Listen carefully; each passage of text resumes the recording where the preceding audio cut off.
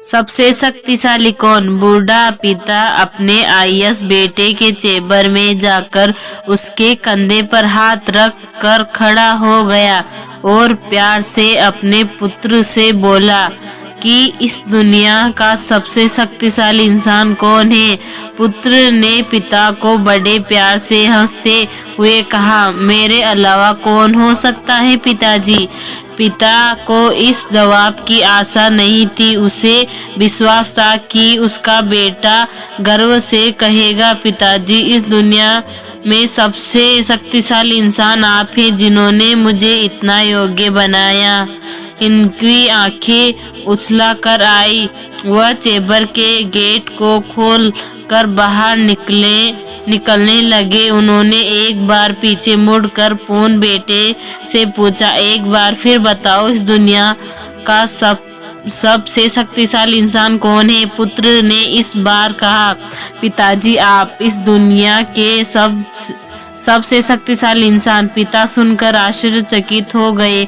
उन्होंने कहा, अभी तो तुम अपने आपको इस दुनिया का सबसे शक्तिशाली इंसान बता रहे थे, अब तुम मुझे बता रहे हो? पुत्र ने हंसते हुए उन्हें अपने सामने बिठाते हुए कहा, पिताजी, उस समय आपका हाथ मेरे कंधे पर था। जिस पुत्र के कंधे पर या सिर पर पिता का हाथ हो, वह पुत्र तो दुनिया का सबसे शक्तिशाली इंसान ही होगा ना। बोलिए पिताजी। पिता की आंखें भर आई।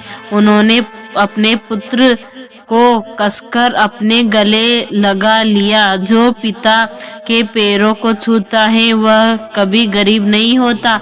जो माँ के पैरों को छूता है वह कभी बदनसीब नहीं होता। जो भाई के पैरों को छूता है वह कभी गमगीन नहीं होता। जो बहन के पैरों को छूता है वह कभी चरित्रहीन नहीं होता।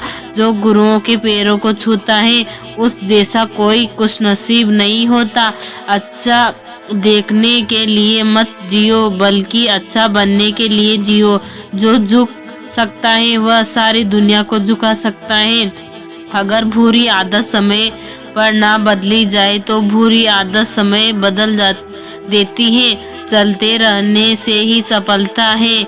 रुका हुआ तो पानी भी बेकार हो जाता है। झूठे दिलासे से स्पष्ट इनकार बेहतर है। अच्छी सोच, अच्छी भावना, अच्छा विचार मन को हल्का करता है। मुसीबत सबके ऊपर आती है। कोई बिखर जाता है और कोई निखर जाता है। तेरा मेरा करते एक दिन चले जाना है। जो भी कमाया यही रह जाना है।